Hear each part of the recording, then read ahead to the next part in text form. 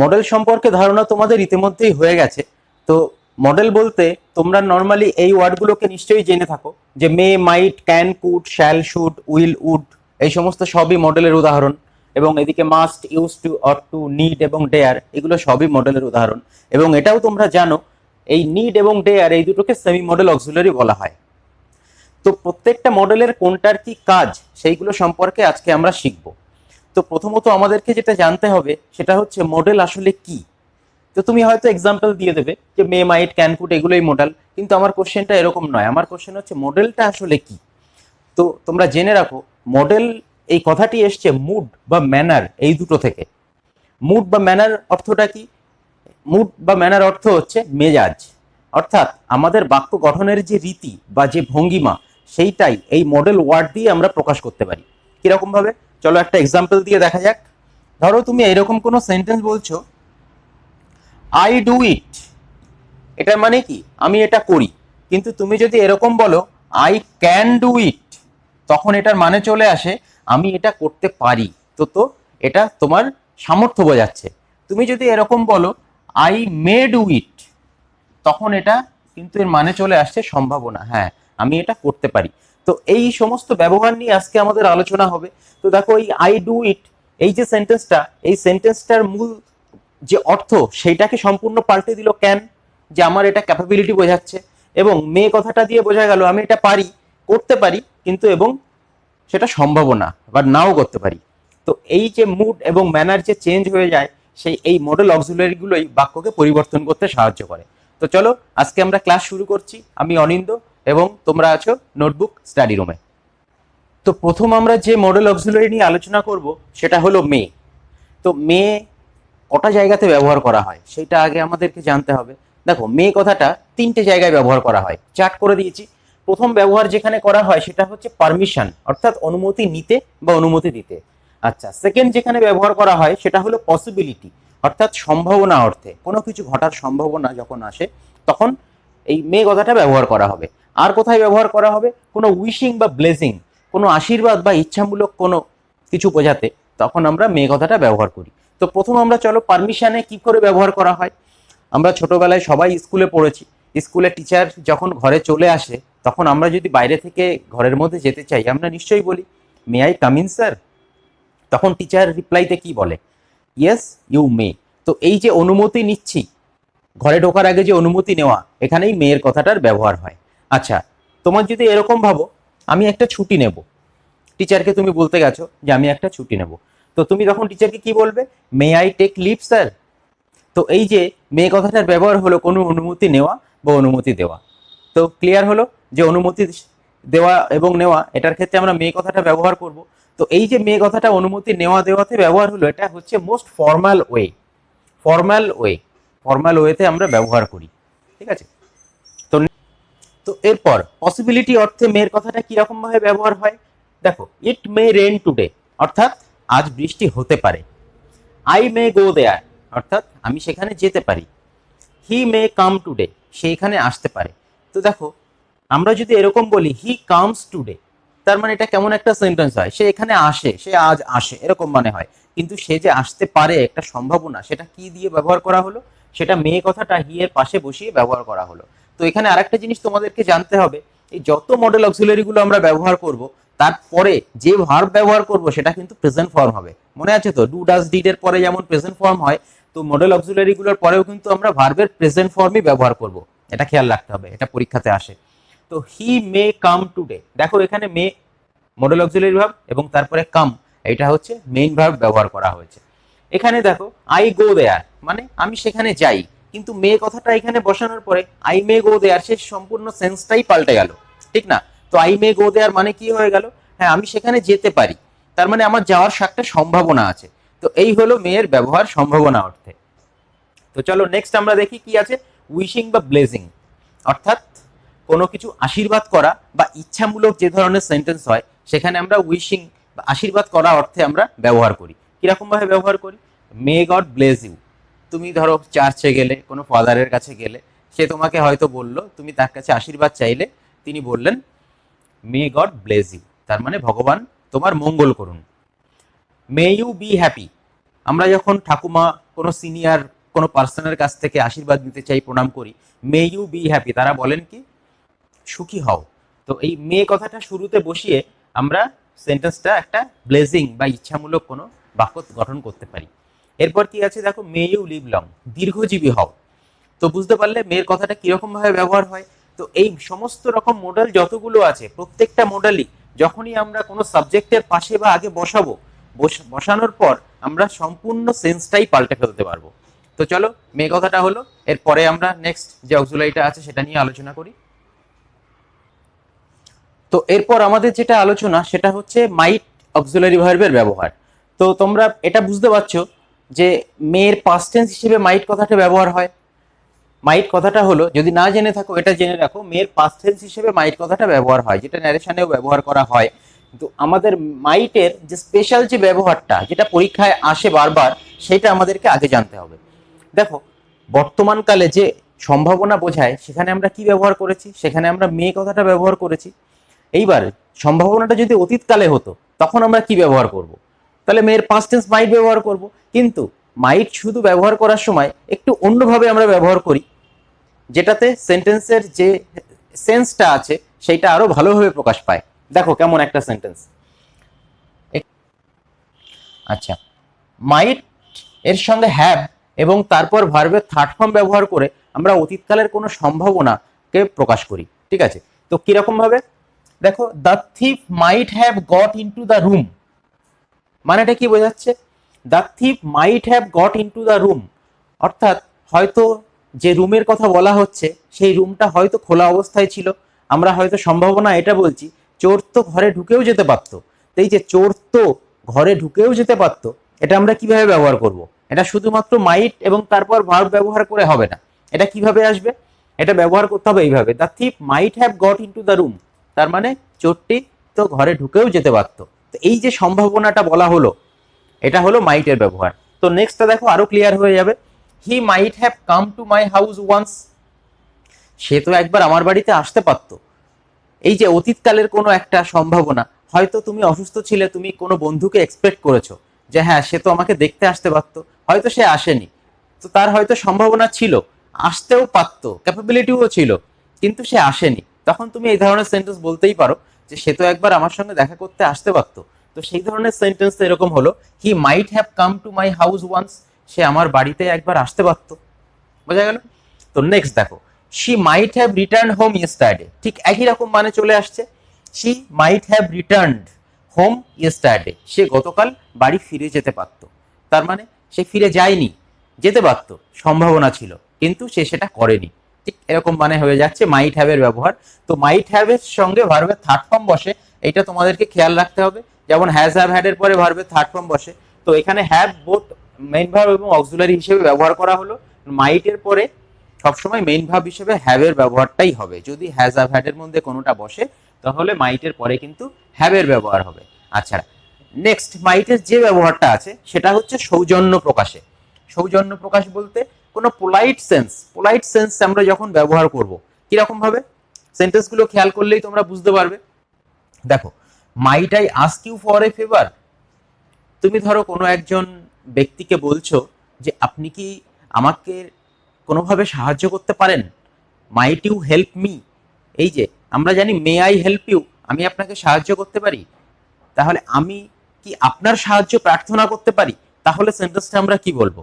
Mite I ask your favour, মানে might I ask your favour, অর্থাৎ আমি কি আপনার আনুকূল্য প্রার্থনা করতে পারি। তো এই যে সৌজন্য প্রকাশ, সেটা এই মাইট দিয়েই কিন্তু প্রকাশ পাবে। ঠিক আছে? আচ্ছা, নেক্সট দেখো, you might use my pen sir, অর্থাৎ আপনি আমার পেনটা ইউজ করতে পারেন। ধরো তুমি কোনো বসের ঘরে গেছো বা কোনো জায়গাতে কোনো একটা অফিসে গেছো, সেখানে দেখছো তোমার যে বস আছে সেই বসের কাছে হঠাৎ কোনো পেন নেই, তিনি সাইন করবেন অথচ পেন নেই। তখন তুমি যে বলবে যে আপনি আমার পেনটা ইউজ করতে পারেন, তখন তুমি কি করে বলবে সৌজন্য? তুমি কি বলবে you may use my pen? সেটা কিন্তু হবে না, সেটা অনুমতি দেওয়া বোঝায়। তুমি বসকে কি করে অনুমতি দেবে? সেক্ষেত্রে তোমাকে ইউজ করতে হবে you might use my pen sir. তো এটা সৌজন্য প্রকাশ অর্থে ব্যবহার করা হলো। আশা করি ক্লিয়ার হলো মাইটের ব্যবহারটা। আচ্ছা, মাইটের ব্যবহার এটা ছাড়া আরেকটাতে ব্যবহার হয়, সেটা হচ্ছে ন্যারেশনে। ঠিক আছে, ন্যারেশনে কিরকম করে ব্যবহার হবে সেটা যখন আমরা ন্যারেশনের ক্লাসটা করব, সেই ন্যারেশনের ক্লাসে মাইট কি করে ব্যবহার হচ্ছে সেটা আমরা আরো এলাবোরেটলি জানবো। তো মাইটের মূল যে ব্যবহারটা আছে, যেটা বারবার পরীক্ষাতে আসে, সেটা হলো মাইট হ্যাভ প্লাস ভার্বের থার্ড ফর্ম এবং সৌজন্য প্রকাশ অর্থে you might use my pen sir, এই টাইপের যে সেন্টেন্স গুলো হবে সেই সেন্টেন্সে। ঠিক আছে, চলো নেক্সট আমরা ক্যানের ব্যবহারটা দেখি। তো এরপরে আমরা যে ব্যবহারটা জানবো সেটা হচ্ছে ক্যান। ঠিক আছে, তো দেখো বোর্ডে ক্যানের দুখানা ভাগে ব্যবহার, এই দুটোই সব থেকে বেশি ইউজ হয়। একটা ব্যবহার হলো ক্যাপাসিটি অর্থ, অর্থাৎ সামর্থ্য অর্থ, অর্থাৎ পারা অর্থ, যে আমি করতে পারি, তুমি করতে পারো, সে করতে পারে, যে ক্যাপাবিলিটি বোঝায় সেইটাই। কিরকম, আই ডু মানে আমি করি, কিন্তু তুমি কাউকে বোঝাতে চাইছো যে আমি করতে পারি, তাহলে কি হবে, ক্যানের ব্যবহার করতে হবে। কিরকম, দেখো I can solve hard sum, অর্থাৎ আমি কঠিন অঙ্ক সমাধান করতে পারি। I do sum, I solve sum মানে আমি অঙ্ক পারি, এরকম বোঝায় না, আমি অঙ্ক করি এরকম বোঝায়। কিন্তু তুমি কাউকে বোঝাতে চাইছো আমি কঠিন অঙ্ক করতে পারি, তাহলে তোমাকে বোঝাতে হবে I can solve hard some. Clear? তো দেখো নেক্সটটা, সে সাঁতার জানে না, তো সেটা আমি যদি এরকম ভাবে বোঝাতে পারি যে সে সাঁতার কাটতেই পারে না, তাহলে কিভাবে বোঝাবো, ক্যান নট, অর্থাৎ পারে না। হি ক্যান নট সুইম, অর্থাৎ সে সাঁতার কাটতে পারে না। ঠিক আছে, আচ্ছা আই ক্যান কুক, আমি রান্না করতে পারি। আই কুক মানে আমি রাঁধি, কিন্তু আমি যদি কাউকে বোঝাতে চাই যে আমার এটা ক্যাপাবিলিটি আছে, তাহলে আমি কি করে বোঝাবো, তাহলে বোঝাতে হবে আই ক্যান কুক, আমি রান্না করতে পারি। ঠিক একই রকম ভাবে ইউ ক্যান আন্ডারস্ট্যান্ড দিস, তুমি এটা বুঝতে পারো। যেমন ভাবে তোমরা আমার কথাটা আশা করি বুঝতে পারছো, তখন আমি কিভাবে বলবো, you can understand this modal auxiliary verbs. ঠিক আছে, তো একই রকম ভাবে এই ক্যাপাসিটি ছাড়াও পারমিশন অর্থেও কিন্তু আমরা ক্যানের ব্যবহার করতে পারি। তো এইবার তুমি বলতে পারো, এই তো আপনি বললেন যে মেয়ের অর্থ ব্যবহার করা হয়, পারমিশন অর্থে মেয়ে ব্যবহার করা হয়, তাহলে ক্যান কি করে ব্যবহার করা হবে এখানে পারমিশন অর্থে? হ্যাঁ ঠিকই ধরেছো, ব্যবহার করা যাবে, কিন্তু ক্যানের ব্যবহার হচ্ছে ইনফর্মাল ওয়েতে। কিরকম, ধরো ইনফর্মাল ওয়ে বলতে কি বুঝি, তুমি তোমার বন্ধুদের মাঝে আছো, তুমি বন্ধুর কাছে বলতে চাইছো যে আমি তোর সাইকেলটা নিতে পারি, তাহলে তুমি কি করে বলবে, এটা তো ফর্মাল ওয়ে নয়, বন্ধুদের মধ্যে তো ফর্মাল ওয়েতে কথাবার্তা হয় না, ইনফর্মাল ওয়েতে কথাবার্তা হয়, যে আমি তো সাইকেলটা নিতে পারি। তখন তুমি কি করে ব্যবহার করবে, তুমি তখন মেয়ের ব্যবহার করবে না, ব্যবহার করবে can. Can I take your cycle, আমি কি তোর সাইকেলটা নিতে পারি, এই যে তুই তোকারি করা যেটা বোঝায়, সেটাতে তুমি ক্যান ব্যবহার করতে পারো। আর যেখানে তুমি আপনি এরকম চলে আসে, তুমিতে চলে আসে মেয়ের ব্যবহার, এবং যখন আপনি কথাটা ব্যবহার করা হয় সেক্ষেত্রে কুডের ব্যবহার হয়, মাইটের ব্যবহার। মাইটের ব্যবহার একটু আগে আমরা জানলাম, সৌজন্য প্রকাশ অর্থে মাইটের ব্যবহার করা হচ্ছে, এবং কুডের ব্যবহার সেটা আমরা এরপরে জানবো কি করে ব্যবহার হচ্ছে। তো নেক্সট দেখো, can I use your pen, তুমি তোমার বন্ধুকে পেনটা চাইছো বন্ধুর কাছ থেকে, তোমার পেনের কালিটা ফুরিয়ে গেছে, তুমি কি করে বলবে, আমি তোর পেনটা কি ব্যবহার করতে পারি?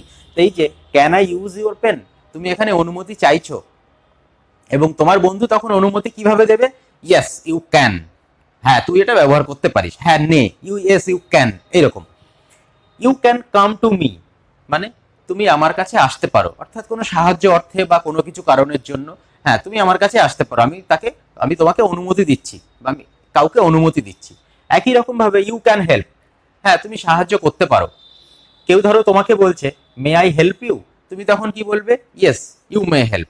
কেউ যদি তোমাকে বলে ক্যান আই হেল্প ইউ, তুমি বলতে পারো ইউ ক্যান হেল্প। তো ঠিক একই রকম ভাবে ইনফর্মাল ওয়েতে আমরা অনুমতি দেওয়া নেওয়ার অর্থে ক্যান কথাটা ব্যবহার করতে পারি। আশা করি ক্লিয়ার হলো। যদি ক্লিয়ার না হয় মে কথাটা আরেকবার দেখবে, মেয়েটা ফর্মাল ওয়েতে ব্যবহার করা হয়েছে। দেখবে ব্যাংকে গেলে বা কোনো অফিস কাছারিতে গেলে যে রিসেপশন থাকে সেখানে লেখা থাকে মে আই হেল্প ইউ, ওরা তো তোমার সঙ্গে সৌজন্য প্রকাশ অর্থেই ব্যবহার করবে। মে আই হেল্প ইউ, আমি কি আপনাকে সাহায্য করতে পারি, বা তোমাদেরকে কি সাহায্য করতে পারি। ঠিক একই রকম ভাবে ক্যান আই হেল্প ইউ, এই কথাটা বন্ধুদের মাঝখানে হতে পারে, ক্যান আই হেল্প ইউ মানে আমি কি তোদেরকে সাহায্য করতে পারি। আশা করি ক্লিয়ার হলো। আচ্ছা, এই ক্যানের আর একটা ব্যবহার আছে ঠিক একটু অন্যভাবে, তোমরা সেখানে চমকে যাবে ব্যাপারটা আসলে কি। দেখো নেক্সট এই বক্সের মধ্যে, মে আই কাম ইন, আমি কি আসতে পারি, যদি অ্যান্সার ইয়েস হয় তাহলে অ্যান্সার হবে ইয়েস ইউ মে, কিন্তু যদি অ্যান্সার নেগেটিভ হয়, না আমি আসতে দিতে চাই না, তখন অ্যান্সার হবে কিন্তু ইউ ক্যান নট। ক্লিয়ার হলো ব্যাপারটা? দেখো সেন্টেন্সটা, মে আই কাম ইন, আমি কি ভেতরে আসতে পারি? যদি অ্যান্সার ইয়েস হয়, ইয়েস ইউ মে। যদি অ্যান্সার নেগেটিভ হয় তখন হবে no you can not. Clear হলো ব্যাপারটা? আশা করি ক্লিয়ার হয়েছে। তো চলো এরপরে আমরা নেক্সট যে ব্যবহারটা জানবো সেটা হলো কুডের ব্যবহার। তো চলো শুরু করা যাক। ক্যানের যেরকম আমরা ব্যবহার পেলাম সেরকম ভাবে কুডেরও ব্যবহার কিন্তু দুটো। কিরকম অর্থে? তোমরা জানো ক্যানের পাস্ট টেন্স হচ্ছে কুড। তো যেখানে ক্যান পারা অর্থে ব্যবহার করা হয়, কুড কিন্তু অতীতকালে পারতো এই অর্থে ব্যবহার করা হবে, অথবা পারতো না, যখন যেটা দরকার। তো দেখো এখানে সেন্টেন্সে কিরকম ব্যবহার করা হয়েছে। একটু আগে যে সেন্টেন্সটা ছিল সেখানে আমি এখানে লিখেছিলাম আই ক্যান সলভ হার্ড সাম। তো ক্যানের জায়গাটা আমি ঢেকে দিয়েছি, এখানে ক্যান বসিয়েছিলাম আই ক্যান সলভ হার্ড সাম, মানে আমি এখন করতে পারি, কঠিন অঙ্ক করতে পারি। এখানে আমি এবার লিখেছি could, I could solve hard সাম। এই কথাটার মানে হচ্ছে আমি অতীতে কঠিন অঙ্ক করতে পারতাম। অর্থাৎ এখানে বোঝাচ্ছে এটা বর্তমানে প্র্যাকটিসের অভাবে হয়তো আমি কঠিন অঙ্কগুলো করতে ভুলে গেছি, হতেই পারে। বোঝা গেল? একই রকম ভাবে হি কুড নট সুইম, অর্থাৎ সে আগে সাঁতার কাটতে পারতো না। তার মানে কি বোঝাচ্ছে? বর্তমানে হয়তো সাঁতার কাটতে সে পারে, ঠিক কিনা? কুড নট অর্থাৎ আগে পারতো না বোঝাচ্ছে, কিন্তু বর্তমানে কিন্তু সে পারে। আচ্ছা next, I could not remember my homework, অর্থাৎ ছোটবেলায় কোনো অর্থ হতেই পারে যে আগে হয়তো সে তার হোমওয়ার্ক কি সেটা ভুলে যেত, সেই জন্য বলা হয়েছে আই কুড নট রিমেম্বার, আমি মনেই করতে পারতাম না আমার হোমওয়ার্কটা কি।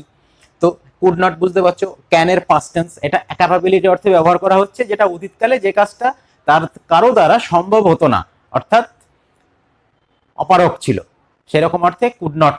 আর যদি সেটা পারার অর্থ থাকতো আগে অতীতকালে, তখন সেক্ষেত্রে শুধুমাত্র কুড ব্যবহার করতে হবে। আচ্ছা নেক্সট দেখো, I could not tolerate insult, অর্থাৎ আমি অপমান সহ্য করতে পারতাম না। তার মানে কি বোঝাচ্ছে? বর্তমানে এক্সপিরিয়েন্স, বিভিন্ন রকম পারিপার্শ্বিকের বিভিন্ন রকম প্রভাবে অর্থাৎ তার যে কোনো রকম ইনসাল্ট সে টলারেট করতে পারে, কিন্তু অতীতকালে কোনো ধরনের ইনসাল্ট টলারেট করতে পারতো না, এরকম কথা বোঝাচ্ছে। অর্থাৎ I could not tolerate insult, আমি কোনো রকম অপমান সহ্য করতে পারতাম না।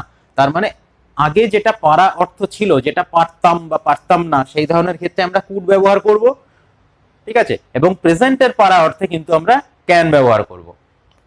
চলো কুডের আরো একটা ব্যবহার যেটা আছে সেটা তোমাদেরকে একটুখানি সাড়া জাগিয়ে দেবে। এইটা দেখো, পোলাইট রিকোয়েস্টে অর্থাৎ বিনম্র অনুরোধে কিন্তু আমরা কুড ব্যবহার করি। কিরকম বিনম্র অনুরোধ বলতে? ধরো তুমি খেতে বসেছো, অনেক সিনিয়র জন বসে আছে, তুমি একজন সিনিয়র কাউকে বলছো যে খেতে খেতে তোমার মনে হচ্ছে হ্যাঁ লবণটা একটু কম কম মনে হচ্ছে খাবারে, তাহলে লবণের কৌটোটা দূরে রয়েছে, তুমি একা একা নিতে পারছো না, তখন তুমি কিভাবে বলবে? তোমার সেখানে পোলাইট রিকোয়েস্ট থাকবে, এটা তুমি এক্সপেকটেশন থাকবে যে হ্যাঁ কেউ একজন লবণটা তোমার কাছে পাস করে দেবে, ঠিক না? তো তখন তোমার কোশ্চেনটা এরকম হবে, could you please pass the salt. তুমি সামনের দিকে যেই থাকুক তাকে তুমি এটা বলতে পারো, could you pass the salt. তার মানে বোঝাচ্ছে তুমি তাকে পোলাইট রিকোয়েস্ট করছো যে হ্যাঁ আমাকে লবণটা একটুখানি এগিয়ে দিতে পারবেন, এইটা বোঝা গেল? ঠিক একই রকম ভাবে could you give me a glass of water, তুমি ধরো খুব তৃষ্ণার্ত, তুমি কোনো একটা বাড়িতে গেলে, গিয়ে বললে আমাকে কি এক গ্লাস জল দিতে পারবেন, তো এই যে আমাকে এক গ্লাস জল দিতে পারবেন, এই কথাটা, এই সেন্টেন্সটা ব্যবহার করতে হবে, could you give me a glass of water. আচ্ছা চলো, এখানে যদি আমরা ক্যান ব্যবহার করি তখন ব্যাপারটার মানে কি আসে? মানেটা কিন্তু একই আসবে, যে can you give me a glass of water, হ্যাঁ এটা তুমি তোমার বন্ধুকে বলতে পারো, ঠিক না? একটু আগে আলোচনা হলো, বন্ধুকে বলতে পারো যে হ্যাঁ তুই কি আমাকে এক গ্লাস জল দিতে পারিস, ঠিক আছে, ক্যান ওখানে চলে যাবে। কিন্তু যখন তুমি রিকোয়েস্ট করবে, পোলাইট রিকোয়েস্ট করবে কাউকে যে আপনি কি আমাকে এক গ্লাস জল দিতে পারেন, তখন তোমার অ্যান্সার এটা হবে। সেটা শুধুমাত্র আপনি অর্থে নয়, কোনো শিশুকেও তুমি বলতে পারো could you please give me a glass of water, তার মানে আমাকে কি এক গ্লাস জল দেবে। তো এই যে পোলাইট রিকোয়েস্ট, এখানে কিন্তু আমরা কুড ব্যবহার করব। তো এটা খেয়াল রাখতে হবে, ক্যানের পাস্ট টেন্স হিসেবে কুড ব্যবহার করছি ঠিকই, কিন্তু এই যে পোলাইট রিকোয়েস্ট যখন আমরা ব্যবহার করছি তখন কুড কিন্তু প্রেজেন্ট টেন্সে ব্যবহার করা হচ্ছে, এটা কিন্তু খেয়াল রাখতে হবে। কুড লিখলেই যে এটা পাস্ট টেন্স হবে এরকম কিন্তু নয়, যে সেন্সটা আসবে সেই সেন্সটা বোঝানোর জন্য কুড কথাটা ব্যবহার করা হয়েছে। পোলাইট রিকোয়েস্টে কুড ছাড়া অন্য কোনো মডেল কিন্তু ব্যবহার করা হয় না। সৌজন্য প্রকাশে ব্যবহার করা হতে পারে মাইটের ব্যবহার, একটু আগে তোমরা দেখেছো, এবং পোলাইট রিকোয়েস্ট হলে কিন্তু কুড ব্যবহার করতে হবে। চলো নেক্সট সেন্টেন্সটা দেখি কেমন আছে। Could you lend me some money, তুমি এমন একজনের কাছে টাকা চাইছো যার কাছে টাকা চাওয়াটা তোমার কাছে বিনম্রভাবে ছাড়া হতে পারে না। বন্ধুকে তুমি বলতে পারবে 10 টাকা ধার দে, সেক্ষেত্রে কি হবে? লেন্ড মি সাম মানি কি লেন্ড মি 10 রুপিস, সেটা তুমি বলতে পারো। কিন্তু তুমি বড় কাউকে, সিনিয়র কাউকে, বা যাকে সৌজন্য প্রকাশ করা যায়, যার কাছে রিকোয়েস্ট করা যায়, এরকম কারোর কাছ থেকে তুমি টাকা চাইছো, তখন তোমাকে বলতে হবে could you lend me some money, আমাকে কিছু টাকা ধার দেবে। একই রকম ভাবে তুমি হয়তো তোমার থেকে সিনিয়র রাস্তার কাউকে তুমি জিজ্ঞাসা কর, তাকে দেখে চেনা চেনা লাগছে, তুমি তার কাছে জিজ্ঞাসা করতে পারো আপনি কি আপনার নামটা বলবেন। তোমার কোশ্চেনটা এরকম হবে could you please tell me your name. শুধু যদি আমরা বলি টেল মি ইওর নেম, তার মানে সেটা কিন্তু বোঝাবে অর্ডার। হ্যাঁ, তোমার নামটা বলো, এটা হচ্ছে order. Please tell me your name, এটা মানেও বোঝাবে দয়া করে আপনার নামটা বলুন। Could you please tell me your name, এটা কিন্তু আমি পোলাইট রিকোয়েস্ট করছি, কি বোঝাবে আপনি কি আপনার নামটা দয়া করে আমাকে বলবেন। তো এই যে সেন্টেন্সের সেন্সটা তৈরি হয়ে গেল, এটা কিন্তু মডেল ছাড়া অন্য আর কেউ করতে পারবে না। তো বুঝতে পারছো মডেলের কি ভ্যারাইটি। তো মডেলের এই যে ব্যবহার, এই ব্যবহারটা যদি জানতে পারো, তোমরা যখন সেন্টেন্স লিখবে তখন সেন্টেন্সের বিভিন্ন রকম যে সেন্সগুলো আসার দরকার সেগুলো তোমরা নিয়ে আসতে পারবে। এবং যখন কোনো লিটারেচার পড়বে, বই পড়বে, যেখানে ক্যান কুড কোথায় কোনটা ব্যবহার হয়েছে দেখেই তোমরা আন্দাজ করতে পারবে। তো সব থেকে প্রবলেম যেটা হয়, আমরা এটা কিন্তু খেয়াল রাখি না, অনেকেই আমরা খেয়াল রাখি না যে ক্যানের পাস্ট টেন্স কুড, সেটা আমরা এইভাবে মনে রাখি যে কুড এটা অতীতকালের কোনো পারা অর্থে ব্যবহার করা হয়েছে। তো এই যে এখানে কুড, এটা হয়তো অতীতকাল, এরকম কিন্তু নয়। খেয়াল রাখতে হবে কুড প্রথমে যখনই ব্যবহার হচ্ছে তখন খেয়াল রাখতে হবে এটা কিন্তু পোলাইট রিকোয়েস্ট হতে পারে। ঠিক আছে, তো বাকি সেন্টেন্সগুলো পড়ে সেই মিনিংটা আমাদেরকে নিয়ে আসতে হবে। ঠিক আছে, আশা করি বুঝতে পেরেছো ক্লাসটা। তো বাকি যে মডেল যেগুলো আছে সেইগুলো আমি নেক্সট ভিডিওতে আপলোড করে দেব। তো আজকের যে মডেলের ক্লাস, এই যে 4খানা মডেল নিয়ে আলোচনা করা হলো, এটা তোমরা বাড়িতে একটু প্র্যাকটিস করবে। বাড়িতে যে কোনো গ্রামার বই থাকুক না কেন, সেই গ্রামারে যে মডেল অক্সিলারি ভার্ব যেগুলো আছে তার সেন্টেন্সগুলো একটুখানি প্র্যাকটিস করবে। ঠিক আছে, তো চলো আজকের মতো এটুকুনি, গুড বাই, টাটা।